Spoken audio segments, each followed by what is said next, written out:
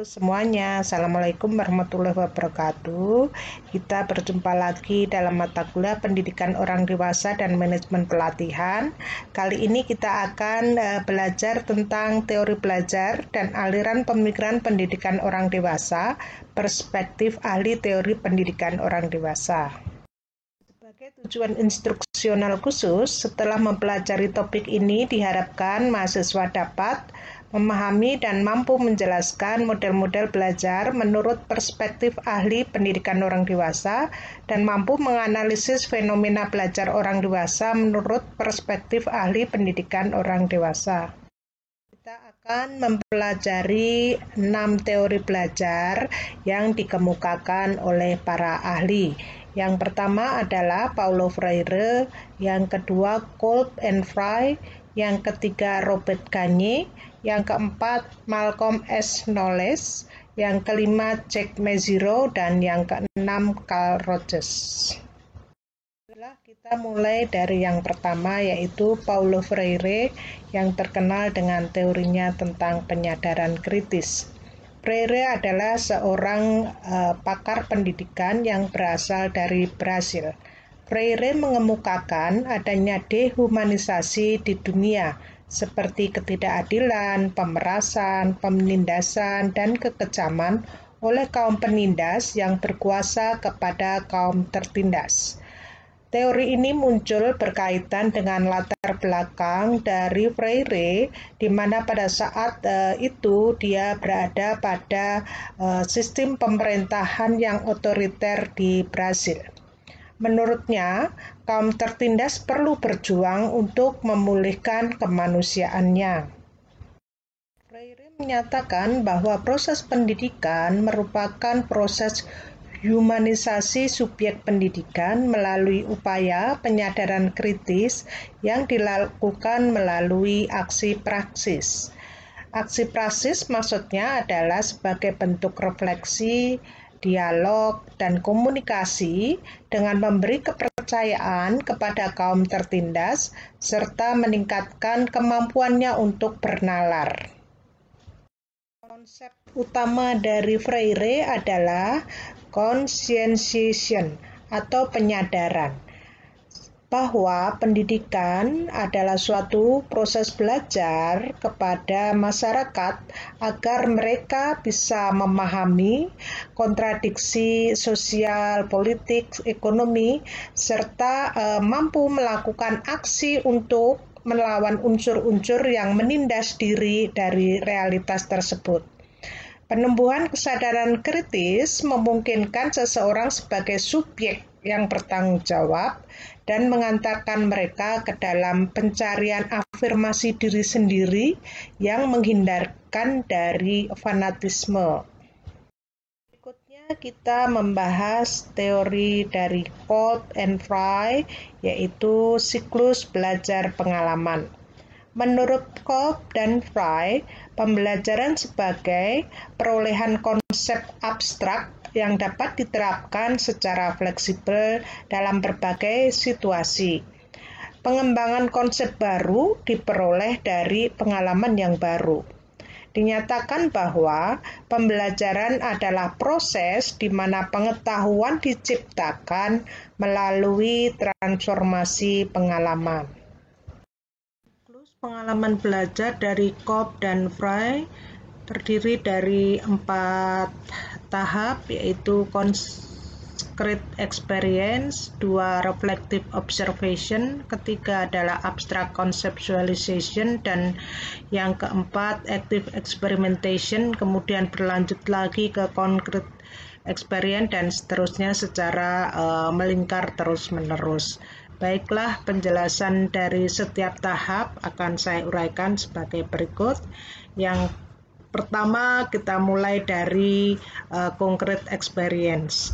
Dari pengalaman seseorang yang konkret, yang dialami, maka dia akan melakukan pengamatan merefleksikan atau mereview atas pengalaman tersebut. Kemudian dari hasil observasi atau pengamatan tersebut, maka dia akan mendapatkan suatu kesimpulan tentang apa yang dia pelajari. Kemudian selanjutnya dia akan merencanakan kegiatan eksperimental atau kegiatan eksperimen, dan dari hasil dari kegiatan eksperimen maka dia akan mendapatkan pengalaman baru, dan ini berlangsung secara terus-menerus. Berikutnya kita akan membahas tentang teori dari Robert Gagne. Menurut Gagne, proses belajar bersifat hierarkis. Ada 8 tahap. Semakin ke atas, tahapannya semakin kompleks. Dimulai dari yang bawah adalah belajar memahami sinyal-sinyal. Kemudian yang berikutnya adalah stimulus response learning. Yang ketiga adalah psychomotor connection learning. Yang keempat adalah verbal association learning. Yang kelima, multiple discrimination learning. Yang keenam adalah concept learning. Yang ketujuh adalah principle learning. Dan yang terakhir atau yang kedelapan adalah problem solving. Sebagai pendidikan orang dewasa, tahap yang terakhir ini adalah yang dituju, yaitu pemecahan masalah.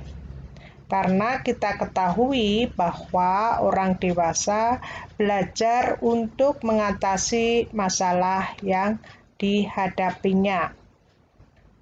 Bersifat hierarkis ini berarti tahap di atas tidak akan dicapai sebelum tahap di bawahnya tercapai. Jika kita lihat dari gambar di sebelah kanan, nampak bahwa 4 tahap yang di bawah, yaitu sinyal learning, stimulus response learning, psychomotor connection learning, dan verbal association learning, ini lebih menekankan kepada aspek behavioral atau aspek perilaku. Nah, sedangkan tahap yang keempat di atas, yaitu multiple discrimination learning, concept learning, principle learning, dan problem solving, ini lebih mengarah kepada aspek kognitif. Beberapa langkah yang bisa dilakukan oleh seorang pendidik dalam proses pembelajaran agar proses pembelajaran tersebut berjalan efektif, menurut Gagne ada 9 tahap. Yang pertama adalah tahap untuk mendapatkan perhatian atau gain attention. Ini menjadi penting karena menjadikan pembelajar akan aktif terlibat di dalam proses pembelajaran jika diawali dengan sesuatu hal yang menarik, misalkan dengan kegiatan saling perkenalan atau kegiatan bermain. Selanjutnya adalah memberikan informasi tentang tujuan belajar. Selanjutnya yang ketiga adalah stimulasi recall or prior learning. Artinya seorang pendidik harus menyampaikan pengalaman belajar ini dengan kaitannya pengalaman dari yang belajar sebelumnya. Kemudian setelah itu dilakukan semua, maka seorang pendidik mulailah menjelaskan tentang materi yang akan dipelajari. Selanjutnya seorang pendidik harus menyampaikan materi dengan berbagai contoh sehingga sebagai seorang pembelajar akan lebih paham tentang materi yang disampaikan. Berikutnya, yang belajar perlu diberi aktivitas yang sifatnya praktek. Dan berikutnya setelah praktek maka dia harus mendapatkan feedback dari apa yang telah dipraktekkan tersebut. Kemudian seorang pendidik juga perlu melakukan penilaian atas hal-hal yang telah dilakukan oleh seorang yang belajar tersebut. Dan pada akhirnya seorang pendidik harus memperkuat daya retensi dan transfer dari pendidik. Artinya seorang pendidik harus menciptakan situasi atau menyediakan sumber daya sehingga pendidik tidak, maksud saya yang belajar tidak mudah lupa atau daya retensinya lebih tinggi dan dia bisa menyampaikan materi yang dia terima kepada orang lain atau istilahnya transfer of knowledge. Berikutnya teori belajar dari Malcolm S. Knowles. Knowles terkenal sebagai Bapak Andragogi karena dia mempopulerkan konsep andragogi sebagai seni dan ilmu pengetahuan untuk membantu orang dewasa belajar. Terdapat 4 hal tentang orang dewasa, yaitu tentang konsep diri, pengalaman, kesiapan belajar, dan orientasi belajar.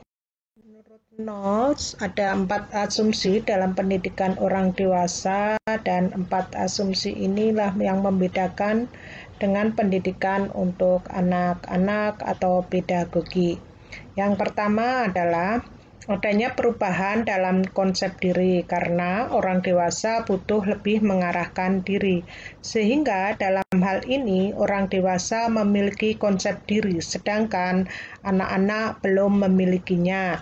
Contohnya, orang dewasa tahu apa yang dia mau, kemudian dia tahu juga apa yang harus dia kerjakan, dan sebaliknya anak-anak belum memilikinya. Yang kedua, dalam hal pengalaman. Orang dewasa memiliki akumulasi pengalaman yang sangat banyak sebagai sumber belajar baginya, sehingga orang dewasa sangat kaya dengan pengalaman, sebaliknya anak-anak miskin dari pengalaman. Kemudian yang ketiga adalah kesiapan untuk belajar. Orang dewasa mau belajar yang berhubungan dengan masalah yang harus mereka atasi dan yang relevan bagi dirinya. Sehingga orang dewasa dalam hal kesiapan belajar adalah siap belajar, sebaliknya anak-anak belum siap belajar. Yang keempat, orientasi terhadap belajar. Orang dewasa cenderung belajar berorientasi pada masalah, bukan pada materinya.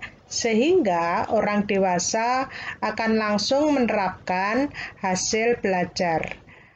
Sebaliknya, anak-anak menunda penerapannya. Selanjutnya kita beranjak ke teori belajar yang kelima, yaitu teori dari Jack Mezirow. Jack Mezirow terkenal dengan teori belajar transformatif. Menurut Mezirow, bahwa setiap individu memiliki konstruksi tentang realita yang diperkuat dari berbagai lingkungan sosial budaya individu tersebut. Kemudian, konstruksi realita yang dimiliki individu ditransformasikan sebagai suatu akibat dari penilaiannya terhadap situasi tersebut. Menurut Mezirow, pada anak-anak belajar adalah sebagai suatu hal sifatnya formatif, diturunkan dari sumber-sumber formal, dari otoritas maupun dari proses sosialisasi. Sedangkan pada orang dewasa, belajar adalah sebagai suatu proses transformasi. Karena pada dasarnya orang dewasa memiliki kemampuan untuk melihat distorsi tentang apa yang dia percayai, apa yang dia rasakan, dan apa yang menjadi sikap hidupnya. Berikutnya 10 tahapan pengembangan siklus belajar Meziro. Pertama, adanya suatu dilema yang terdisorientasi. Kedua, pengujian diri. Ketiga, penilaian secara kritis dan melakukan pengasingan. Keempat, menghubungkannya dengan pengalaman-pengalaman lainnya. Kelima, mengeksplorasi beragam opsi sebagai cara-cara baru untuk bertindak. Keenam, membangun kepercayaan dalam melakukan cara-cara baru. Ketujuh, merencanakan suatu aksi. Kedelapan, mencari pengetahuan guna menerapkan rencana. Kesembilan, melakukan eksperimen peranan barunya. Dan yang ke-10 adalah reintegrasi ke dalam masyarakat. Zero menyatakan bahwa belajar adalah proses menggunakan suatu interpretasi yang kita miliki sebelumnya untuk menafsirkan sesuatu interpretasi baru atau memperbaiki makna pengalaman yang dimiliki seseorang sebagai suatu pedoman bagi tindakan-tindakan masa mendatang yang terfokus pada domain kognitif seseorang. Selanjutnya dinyatakan bahwa belajar berlangsung melalui 4 cara. Yang pertama dengan cara mengelaborasi kerangka pemikiran yang ada. Yang kedua adalah belajar kerangka pemikiran yang baru. Yang ketiga adalah mentransformasikan pandangan-pandangan. Dan yang keempat adalah mentransformasikan kebiasaan-kebiasaan pikiran.